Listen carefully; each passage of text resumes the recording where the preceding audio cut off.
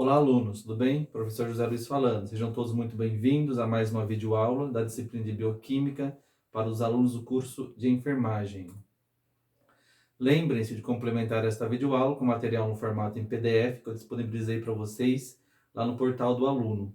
Eventuais dúvidas podem procurar através do WhatsApp, no horário das nossas aulas ou até mesmo fora deste horário. Outro recado diz respeito aí às avaliações. Então a nota da P1 ela já foi lançada, já está no sistema, por favor verifiquem. E a nota da P2 ela vai ser dada pela média de 2 atividades que vocês irão realizar lá no portal do aluno. Então isso é institucional e vale para todas as disciplinas. No caso específico para a minha disciplina, da Bioquímica Geral e Metabólica, essas atividades que vão compor a nota da P2 irão ocorrer na atividade de hoje, dia 20 do 5, e na atividade da próxima semana, dia 27 do 5. Então, a média dessas duas atividades vai compor aí a nota da P2, certos? Muito bem.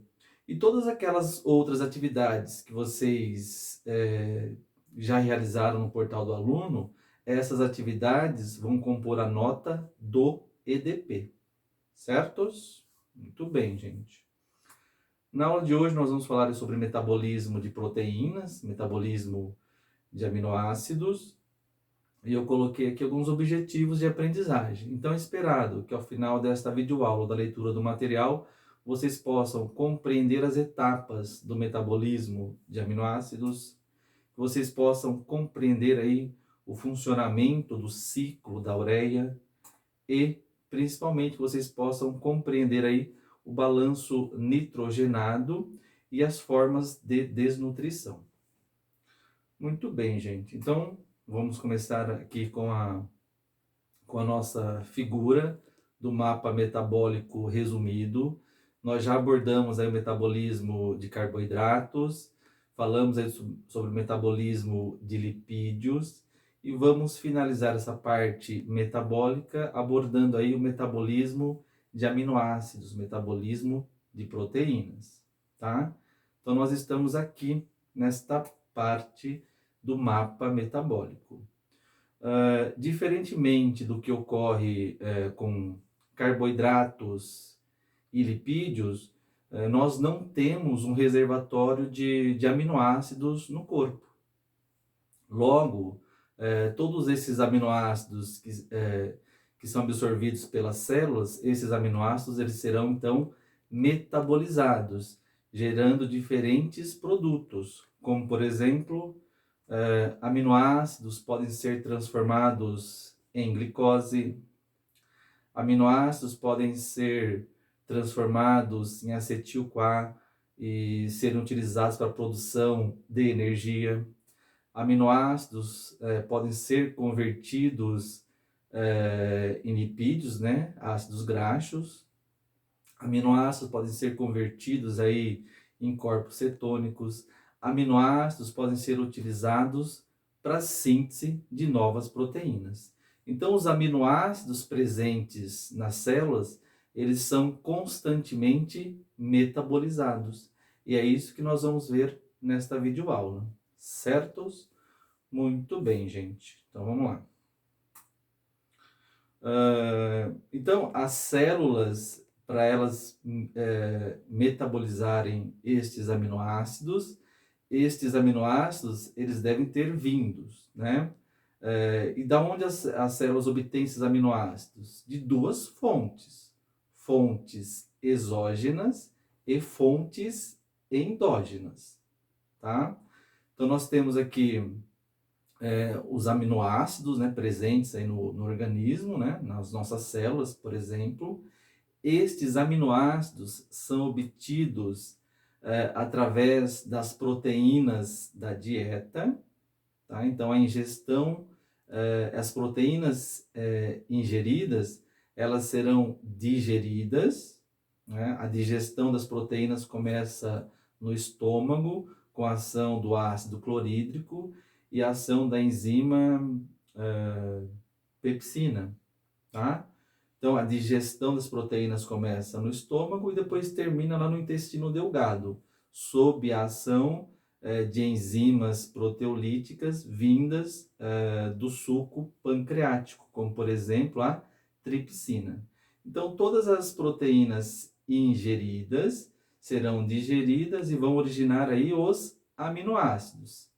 A absorção dos aminoácidos também ocorre no intestino delgado, e depois que esses aminoácidos são absorvidos, são enviados ao fígado, depois o fígado vai distribuir esses aminoácidos aí para todas as nossas células do corpo, tá? Então as proteínas da dieta, elas vão representar aí 1/4 de todos os aminoácidos presentes no corpo, tá? Os outros 3/4 de aminoácidos presentes no corpo vão ser originados da degradação das proteínas corporais. Então, as nossas proteínas, elas são constantemente produzidas e degradadas. E quando elas são degradadas, é gerado, então, um certo volume, uma certa quantidade de aminoácidos. Muito bem. E como eu falei, né? Esses aminoácidos presentes nas células, eles serão metabolizados. Então, esse pequeno reservatório de aminoácido, ele vai ser utilizado, por exemplo, para a síntese de novas proteínas. Então, de novo, né, as proteínas são constantemente degradadas e constantemente sintetizadas. Ou seja, nossas proteínas são constantemente renovadas, tá? As proteínas, elas apresentam um tempo de vida, né, uma meia-vida, e esse tempo de vida das proteínas pode ser aí de minutos, horas, dias ou até meses, tá? Por exemplo, as enzimas do metabolismo, elas apresentam aí um tempo de vida relativamente curto. São utilizados apenas, elas são sintetizadas, produzidas apenas quando são necessárias. Outras proteínas, né, como os anticorpos, vão ter aí um tempo de vida de algumas horas ou dias, e as hemácias, por exemplo, né, que são as proteínas que transportam oxigênio, vão ter aí um tempo de vida em torno aí de 90 dias. Então as proteínas são produzidas, são degradadas e produzidas constantemente, tá? E a síntese dessas proteínas requer aí aminoácidos. Parte dos aminoácidos que não foram utilizados para a síntese de proteínas, eles serão metabolizados, né, gerando aí diferentes produtos, e quando os aminoácidos são metabolizados, é gerado aí um composto tóxico, que é a amônia, e essa amônia, ela deve ser aí eliminada do corpo sob a forma aí de ureia, tá? Então, como eu falei, os aminoácidos presentes nas células são constantemente metabolizados, serão utilizados aí para diversas finalidades. Então vamos falar aí sobre o metabolismo dos aminoácidos. Aqui nós temos a estrutura básica de um aminoácido, que nós vimos lá no começo do semestre. Aminoácido é uma molécula que tem dois grupos funcionais, um grupo amino, que é esse grupo aí NH3, e um grupo ácido, né? Daí o nome, aminoácido. A parte ácida, né, é representada aí pelo carbono, dois oxigênios e o hidrogênio, certo? Então essa é a estrutura básica aí de um aminoácido. E quando a célula incorpora, absorve esse aminoácido vai ser metabolizado. E presta atenção, por favor. E o metabolismo dos aminoácidos requer aí duas etapas: a remoção do grupamento amino, a remoção desse NH3 e a oxidação da cadeia carbônica, tá? A cadeia carbônica é toda a parte dos aminoácidos fora o grupamento amino. Tá? E toda essa cadeia carbônica, ela vai ser aí oxidada. E essa oxidação vai gerar aí diferentes produtos, certos? O que mais, gente? Então, essa remoção do grupamento amino, quando esse grupamento amino ele é removido, ele vai ter aí um destino, né, uma finalidade. Ele pode ser utilizado para síntese de novas proteínas, ele vai ser incorporado aí a outros aminoácidos, e esses aminoácidos vão produzir novas proteínas, ou esse grupamento amino, quando livre, é amônia, né? NH3 é amônia, é tóxica, e ele vai ser, então, quando não aproveitado, ele vai ser eliminado aí do corpo, tá? Então, isso é o que acontece aí com a remoção do grupamento amino. E essa cadeia carbônica, né, vai ser oxidada, gerando diferentes produtos. Daqui a pouco nós vamos ver, tá?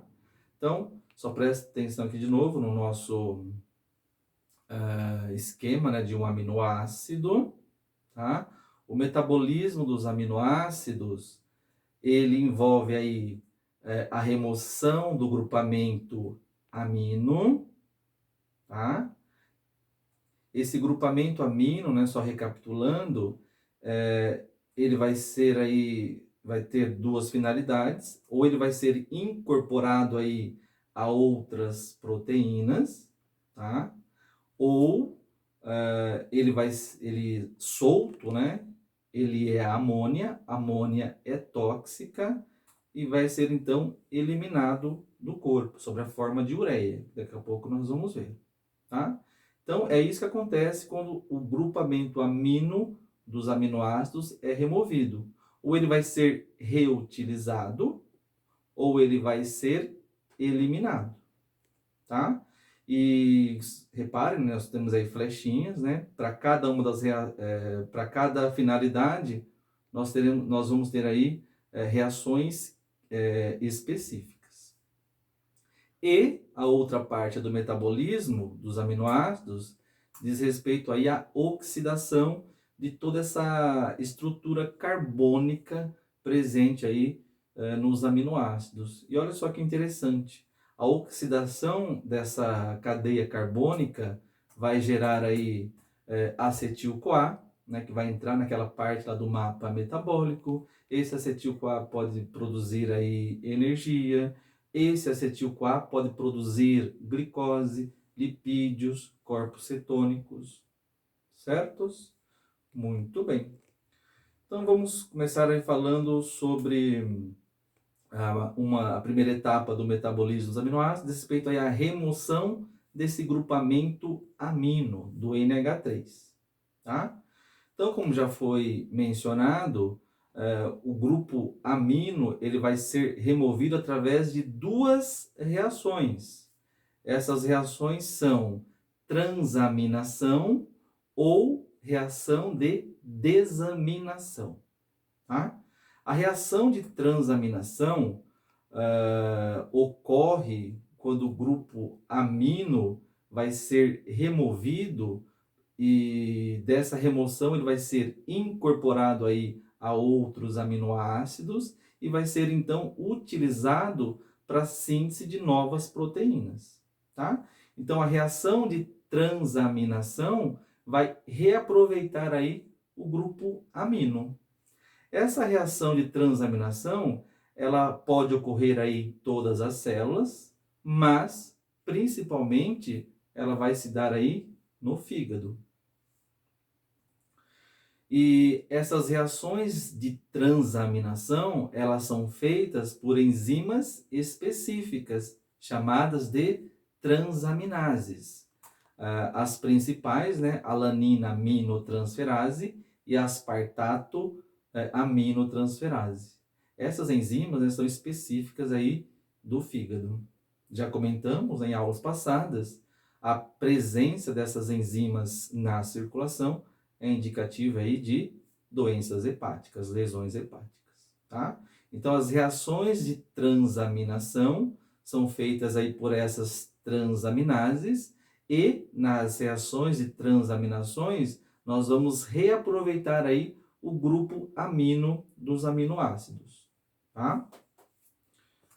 E na reação de desaminação, ela ocorre especificamente aí no fígado, e quando ocorre a desaminação, significa que esse grupo amino, ele vai ser aí eliminado, tá? Reação de desaminação é a remoção do grupo amino sob a forma de amônia. A amônia é tóxica e deve ser, então, metabolizada, sendo transformada em ureia, para posteriormente ser eliminada. Quem faz essas reações de desaminação é uma enzima aí chamada glutamato desidrogenase, tá? Então, de novo, no nosso esquema, né? Voltando, é um esquema bem didático, gente, ó. Grupamento amino, né? Primeira parte do metabolismo de aminoácidos, remoção do grupo amino. Se esse grupo amino for reaproveitado, né? Se ele for incorporado aí a novos aminoácidos que serão utilizados para síntese de proteínas, essa reação de remoção é chamada de transaminação, tá? Então, a reação de transaminação remove o grupamento amino para ele ser reaproveitado e esse grupamento amino vai fazer parte da constituição de novos aminoácidos e esses novos aminoácidos serão utilizados para a síntese de novas proteínas corporais, tá? E a reação de desaminação, que ocorre onde? No fígado. Neste caso, o grupamento amino está sendo removido para ser aí eliminado do corpo, tá? Por quê? O grupamento amino livre, ele é chamado de amônia. Amônia é um composto extremamente tóxico para o corpo. Essa amônia produzida da reação de desaminação, essa amônia produzida no fígado, ela vai ser metabolizada, vai ser transformada em ureia e vai ser eliminada aí do corpo, tá? Muito bem, gente. Então vamos lá. Comentando, né, sobre a amônia, né? Então a amônia é esse grupamento amino livre. Todas as células metabolizam, né, aminoácidos. Logo, todas as células geram esse grupamento amino, gera esta amônia, tá? A amônia, como nós vamos ver daqui a pouco, né, ela é tóxica e a toxicidade dela vai interferir no funcionamento do sistema nervoso central, certo? Muito bem. E toda essa amônia que vai ser aí produzida pelas células, elas devem ser enviadas até o fígado, que é o órgão que vai metabolizar esse composto e vai transformá-lo em ureia. A ureia é menos tóxica do que a amônia. A ureia pode ficar na circulação, tá? A amônia não. Muito bem. Se todas as células produzem amônia, né, e a amônia é tóxica, não pode ficar na circulação, como que essa amônia produzida pelas células chega até o fígado? Isso ocorre através da presença de transportadores de amônia, que nada mais são do que aminoácidos. Estes aminoácidos, como a glutamina e a alanina, são aminoácidos cuja principal função é transportar a amônia de todas as células do corpo para o fígado. Certos? Muito bem. A glutamina, né? São dois aminoácidos, faz esse transporte de amônia, glutamina e alanina. A glutamina é um aminoácido formado da combinação do glutamato mais a amônia, né? Isso ocorre em todas as células. A glutamato também é um aminoácido, ele vai se ligar a essa amônia que tem dentro da célula, e a união do glutamato mais a amônia forma um outro aminoácido, que é a glutamina. A glutamina, então, incorpora essa amônia, é, e quando incorporado aí a glutamina, ela pode ficar na circulação, não é tóxica. Então, dessa forma, o fígado consegue receber aí a amônia de todas as células do nosso corpo, tá?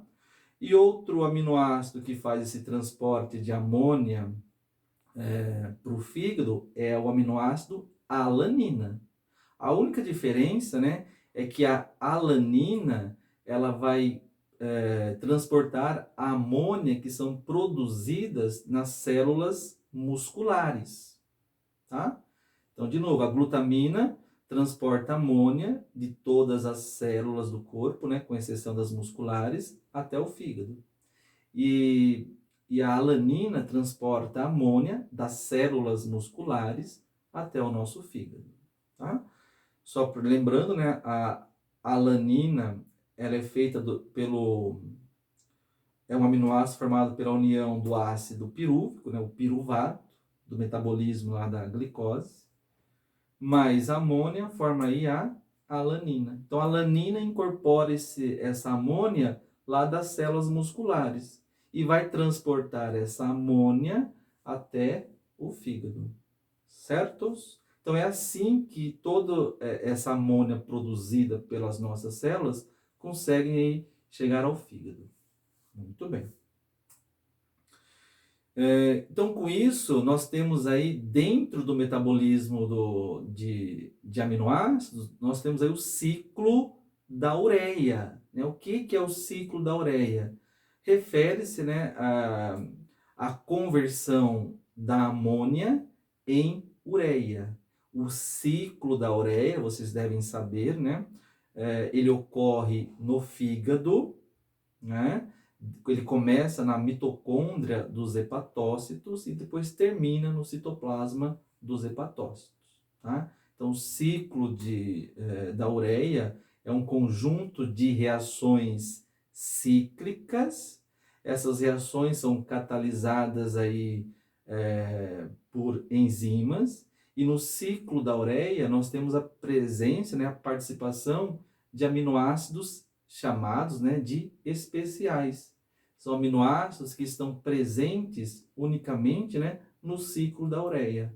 Estes aminoácidos não fazem parte da constituição das nossas proteínas corporais, certos? Então, esse é o ciclo da ureia. São reações cíclicas que ocorrem no fígado, cujo objetivo principal é transformar a amônia, que é um composto tóxico, em um composto menos tóxico, que é a ureia, certos? Esse é o ciclo da ureia, tá? Nós temos aí em destaque, né, a mitocôndria dos hepatócitos.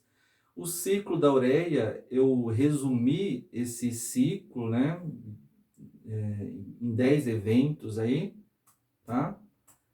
Então, esse é o ciclo da ureia, tá bem resumido no material de vocês. E vamos comentar um pouco aí sobre o ciclo da ureia. O que vocês devem saber, né, é que o objetivo do ciclo da ureia é transformar aí a amônia em ureia, certos? Então, vamos lá, gente.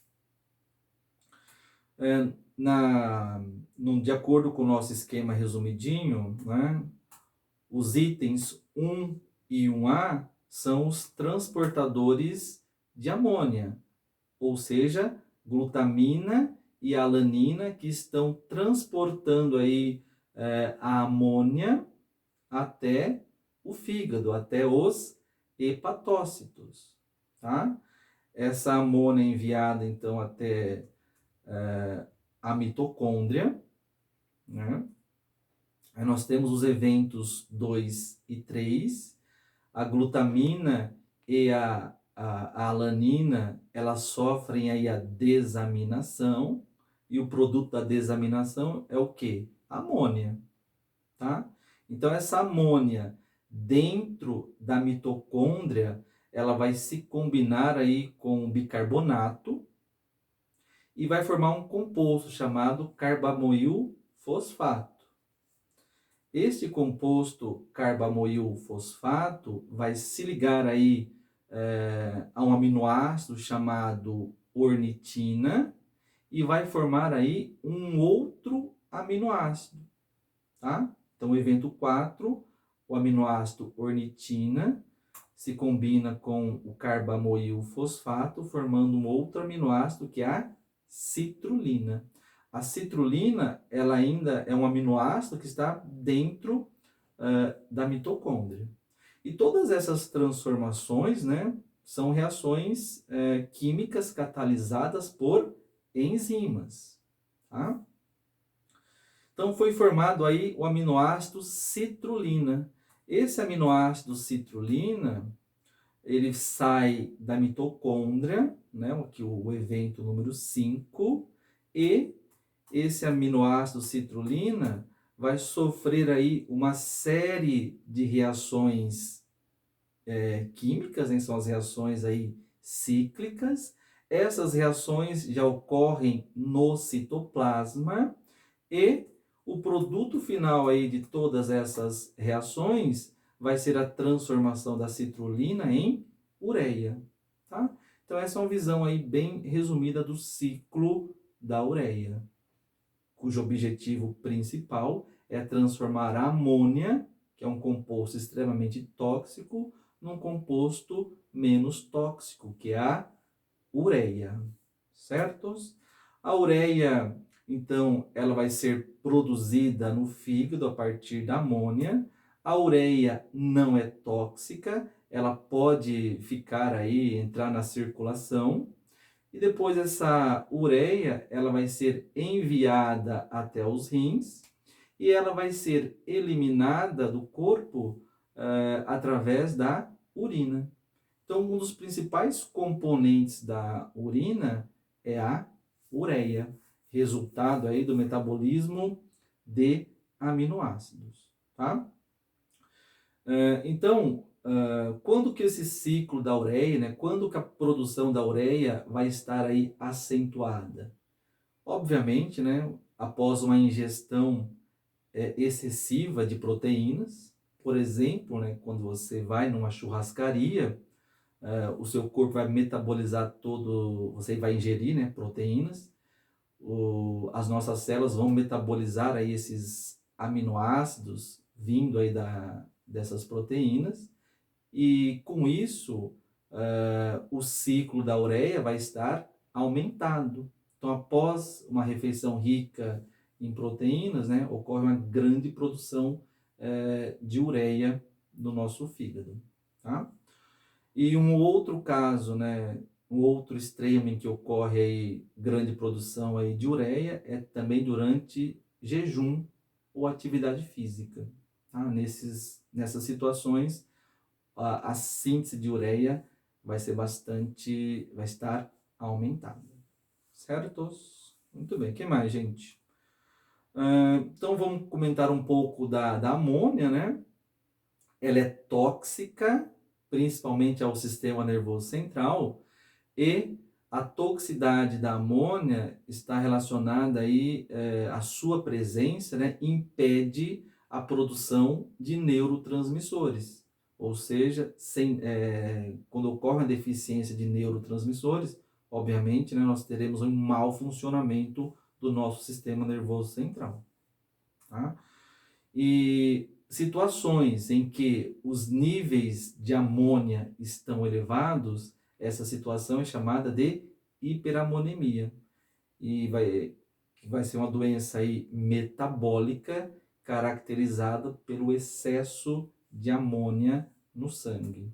A hiperamonemia, os sintomas estão relacionados com letargia, irritabilidade, vômitos, convulsões, distúrbios do comportamento, por exemplo. A hiperamonemia pode ser aí, de origem primária. Nesse caso, né, a pessoa é uma doença genética e, nesse caso, a pessoa não produz as enzimas que estão envolvidas com o ciclo da ureia.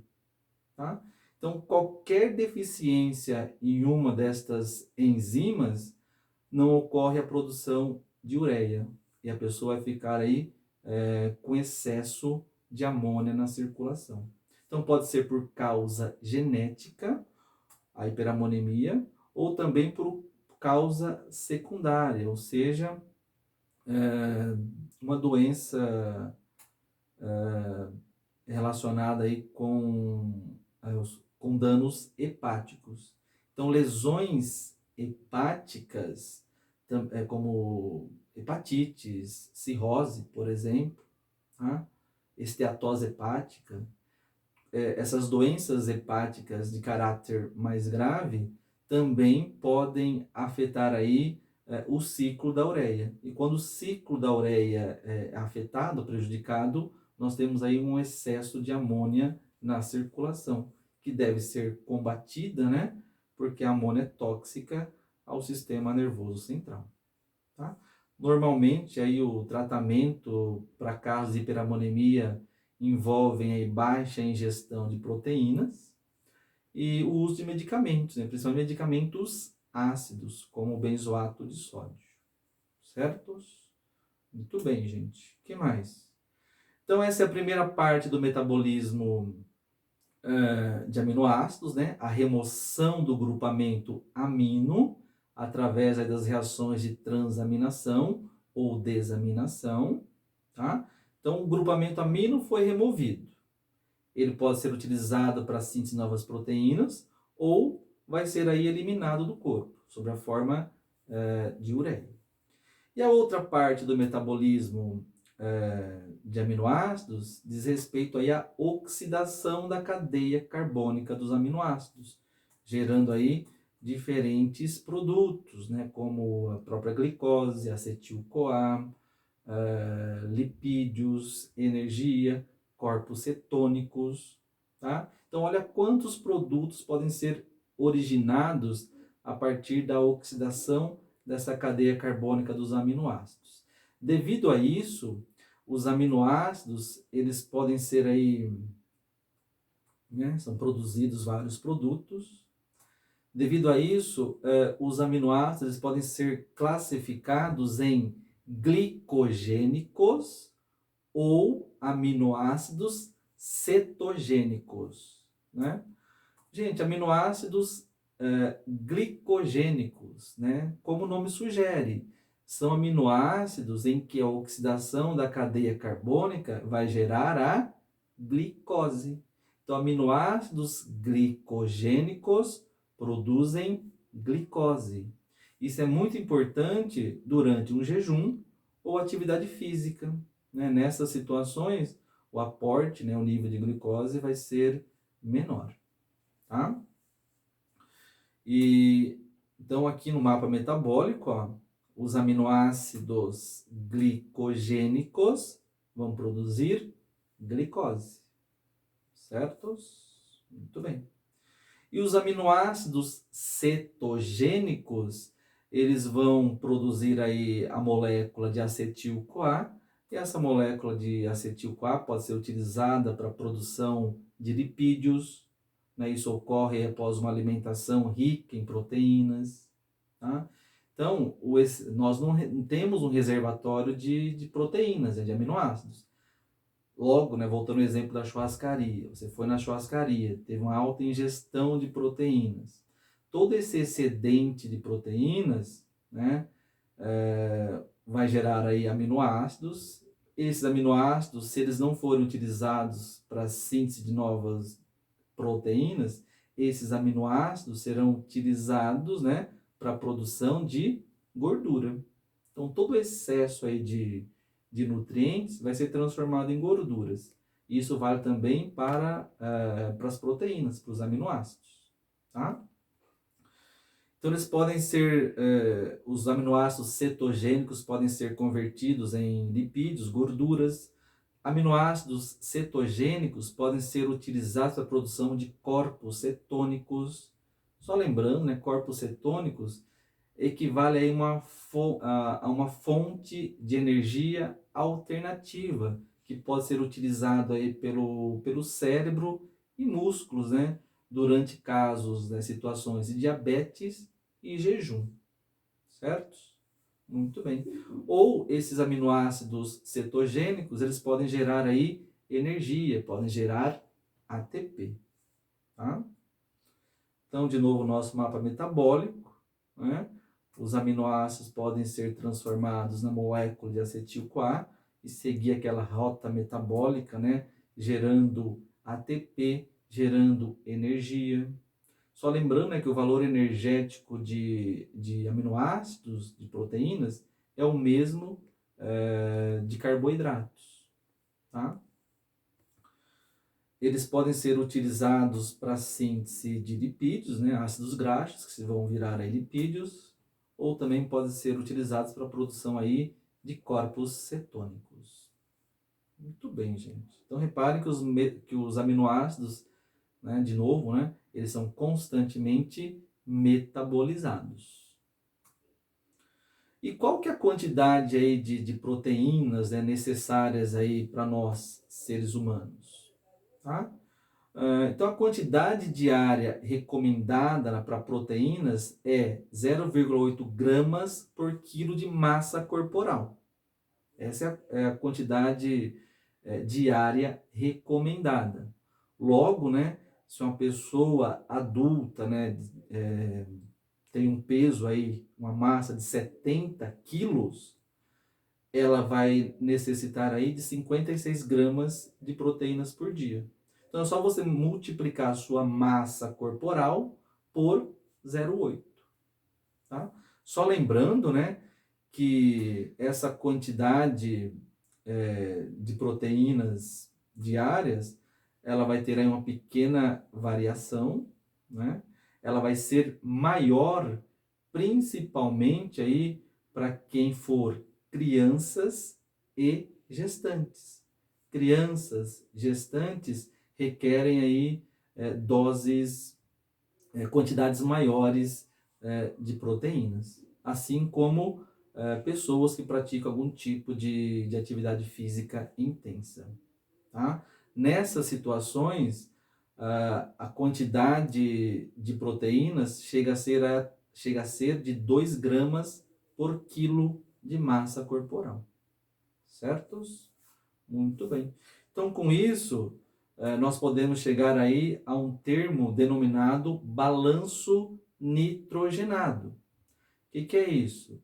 O balanço nitrogenado ele pode ser utilizado para acompanhar a evolução nutricional do paciente. Tá? Esse balanço nitrogenado está relacionado com a quantidade de nitrogênio ingerido e excretado. Tá? Só lembrando, né, que como nós ingerimos nitrogênio? Através das proteínas. Tá? Proteínas têm nitrogênio, que é o grupamento amino. Tá? E nós eliminamos esse nitrogênio através da ureia. Então nós temos um balanço nitrogenado, que refere-se à quantidade de nitrogênio ingerido e eliminado. Tá? A quantidade de nitrogênio, que são as proteínas ingeridas. Tá? E eliminadas na forma de ureia. Com isso, o balanço nitrogenado ele pode ser aí de 3 tipos: equilibrado, que ocorre aí em adultos normais, sadios. O balanço nitrogenado equilibrado equivale aí a uma ingestão de nitrogênio igual à sua excreção. Tá? Positivo, quando a ingestão de nitrogênio, a ingestão de proteínas é maior que a sua excreção sob a forma de ureia. O balanço nitrogenado positivo ele vai ser comum aí em crianças e gestantes, né? Porque estão em fase de crescimento, em fase anabólica, tá? Então, balanço nitrogenado positivo vai acontecer em situações de anabolismo. E negativo vai ocorrer quando a ingestão de nitrogênio, a ingestão de proteínas é menor que a sua excreção sob a forma de ureia. O balanço nitrogenado negativo ele vai ser comum em pessoas desnutridas, pessoas que estão em constante catabolismo. Certos? Muito bem. E com isso, nós podemos, através do balanço nitrogenado, dá para a gente ver aí o perfil nutricional da pessoa, tá? E, e com isso, né, nós temos aí formas de desnutrição. E essa desnutrição está relacionada aí com a ingestão, né, de proteínas. E nós temos duas formas, né, de desnutrição clássicas, conhecidas, né?